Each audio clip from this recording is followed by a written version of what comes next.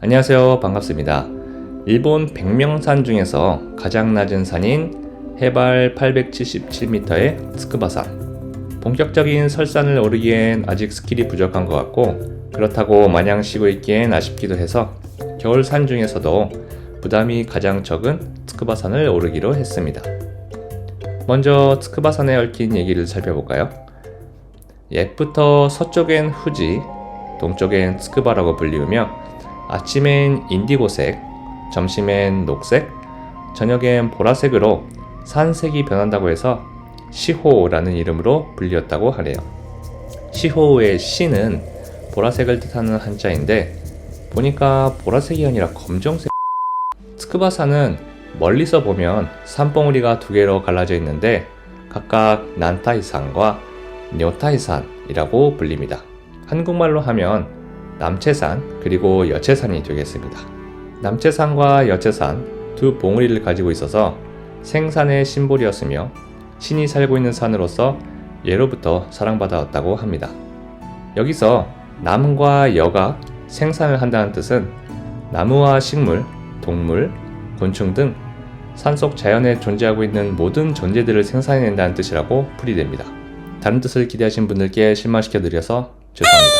그런데 고대의 트스쿠바산에 대한 글을 찾아보면 트스쿠바산의 밤은 우타가키의 무대였다고 합니다. 우타가키란 젊은 남녀가 모여서 서로 노래와 춤을 추며 구애를 하는 주적 신앙의 풍습인데요. 이렇게 보면 생산의 심볼의 의미가 꼭 자연을 만들어내는 것만 뜻하는 게 아닌 것 같네요. 자세한 건 시청자분들의 상상에 맡기겠습니다.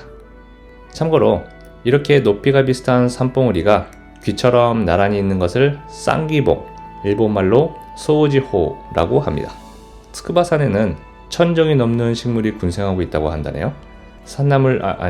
산식물에 관심이 있으신 분들에게는 상당히 흥미로운 산이 될 듯 싶습니다.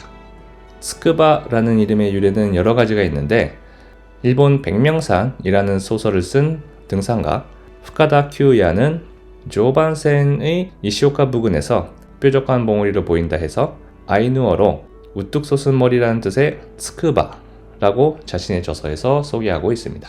조반센이라는 것은 도쿄 아라카와쿠를 시작으로 치바현 북서부, 이바라키현, 후쿠시마현의 태평양 쪽을 경유해 미야자키현, 이와누마현까지 연결하는 철도선을 말하는데요. 조반센의 이시오카 부근은 이바라키현의 이시오카시를 말합니다. 이 이외에도 트스쿠바라는 이름에 대한 유래는 여러 가지 설이 있는데 그 중에서도 유명한 것이 일본의 조몬 시대, 우리나라의 신석기 시대 정도가 되겠네요. 이때 트스쿠바산 주변은 바다였고 바다를 막아주는 방파제 역할을 한다 해서 트스키바라고 불리었는데 세월이 지나면서 트스쿠바로 변모했다고 합니다. 다음은 등산 코스를 살펴볼게요. 트스쿠바산 공식 홈페이지를 보면 6개의 등산 코스가 소개되어 있는데 평균 코스 거리가 1.5km 정도여서 부담없이 즐기실 수 있습니다. 공식 홈페이지에 나와 있는 코스 말고도 출발지와 목적지에 따라 여러가지 코스가 소개되어 있는데 크게 3가지로 분류해 봤습니다. 먼저 문명의 이 길을 이용하시고 싶으신 분들은 미야와키역에서 케이블카를 타고 남채산을 정복하는 코스와 츠츠지오카역에서 로프웨이를 타고 여채산을 정복하는 코스를 추천합니다. 그리고 저처럼 몸을 혹사시키는 걸 좋아하시는 분들은 공식 홈페이지에 소개되지 않은 총거리 9.2km에 843m의 고도를 획득할 수 있는 트스쿠바산을 삥 도는 코스를 선택하시길 바랍니다.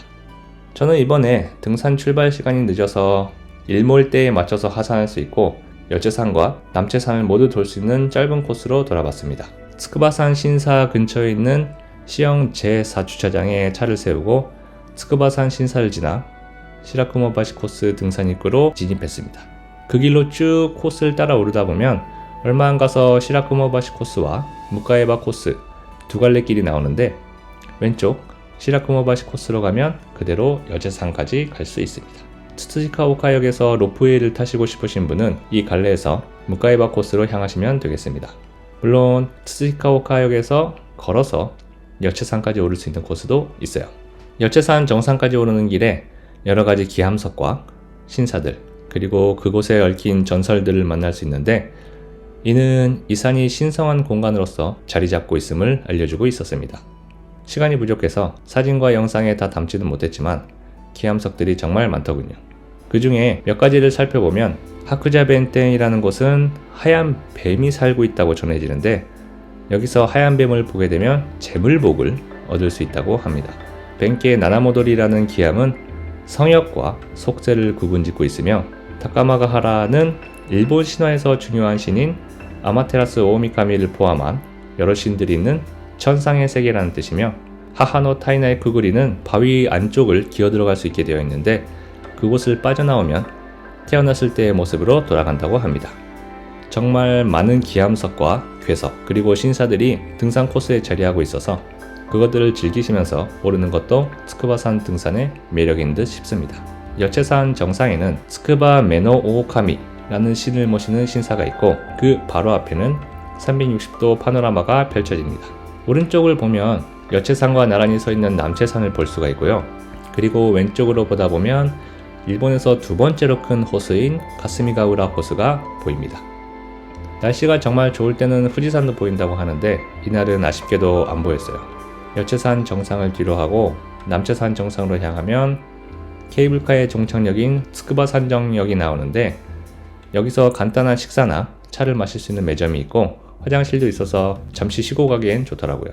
제가 도착할 때는 늦은 시간대라 매점들이 문을 닫았었습니다. 츠쿠바산정역에서부터 남체산 정상까지는 300m여서 금방 오를 수 있었습니다.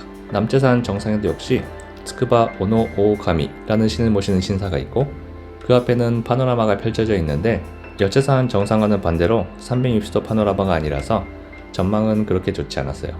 남체산 정상에서 츠쿠바산정역으로 돌아와 미유키가하라 코스로 하산하며 츠쿠바산 정복을 끝마쳤습니다. 일본 백명산 중에서 제일 낮은 산이어서 등반하는 데 어려움이 적고 볼거리도 많아서 부담없이 즐기기엔 좋은 산인 것 같습니다. 게다가 자가용으로 등산로까지 접근하기가 편리하고 주변에 카페나 식당, 여관도 많이 있어서 이용하기도 편리하네요. 이상으로 일본 백명산의 츠쿠바산 등반을 마치도록 할게요. 그럼 다음 산에서 또 만나요.